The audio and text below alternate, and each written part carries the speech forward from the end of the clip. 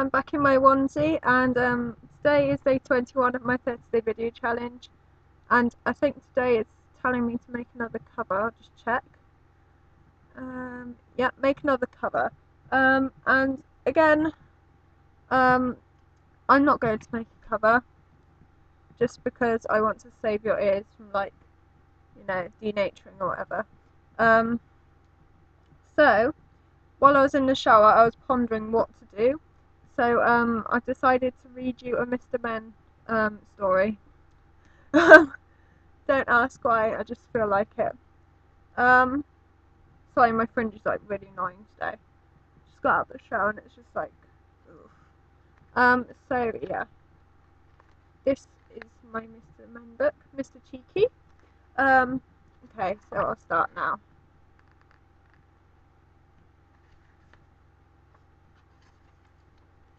Mr. Greedy was sitting down at his kitchen table having breakfast.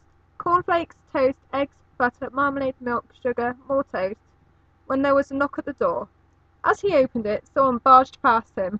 That somebody sat down and poured some of Mr. Greedy's cornflakes into Mr. Greedy's bowl. Mr. Greedy didn't know what to say.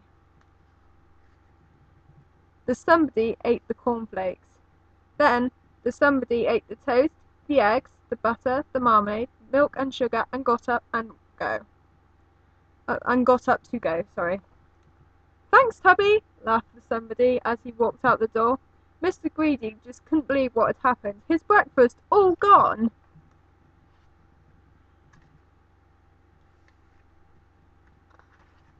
Now you would have to agree that somebody who could do that would have to be very cheeky. The cheekiest somebody in the world. Mr. Cheeky. Mr. Cheeky walked down the lane from Mr. Greedy's house with a wide grin on his face. He was enjoying himself, and he continued to enjoy himself for the rest of the day. Further along the lane met little Miss Neat. He was painting her fence. Do you want to do some painting? Asked little Miss Neat. Mr. Cheeky picked up a spare paintbrush and painted over little Miss Neat's glasses. Thanks, Four Eyes, he laughed. Little Miss Neat was lost for words. Just outside town, Mr. Cheeky met Mr. Nosey. Mr. Nosey had hurt the end of his nose. Could you help me bandage my nose? He asked. Do it yourself, Big Nose, laughed Mr. Cheeky. Mr. Nosey was lost for words. Mr. Cheeky walked into town and went into the baker's. He walked straight to the front of the queue. Excuse me, said Mr. Small, who was next in line. There's a queue here, and I'm at the front of it, Shorty, laughed Mr. Cheeky, and stuck his tongue out. Mr. Small was lost for words. Mr. Cheeky walked out feeling very pleased with himself.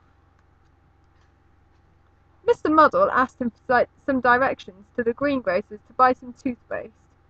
Mr. Cheeky told him to get lost, and Mr. Muddle did. That evening, while out for a walk, little Miss Neat met Mr. Greedy and Mr. Muddle. Mr. Cheeky needs to be taught a lesson, said little Miss Neat. I agree, said Mr. Greedy. I disagree, said Mr. Muddle, who was muddled as usual.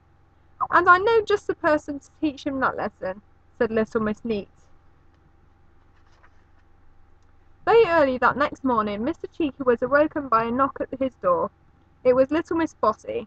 I've come to stay, announced little Miss Bossy. But, began Mr. Cheeky. No buts, and I'd like my breakfast right away, ordered little Miss Bossy. Get it yourself, said Mr. Cheeky. Wrong, breakfast, now, please, yelled little Miss Bossy. Mr. Cheeky was lost for words. Mr. Cheeky was so stunned that he actually did as he was told. After breakfast, he decided to go for a walk. He wasn't enjoying little Miss Bossy's company very much. Don't forget the washing up, cried little Miss Bossy. Do it yourself, said Mr. Cheeky. Wrong, washing up, now, please, ordered little Miss Bossy.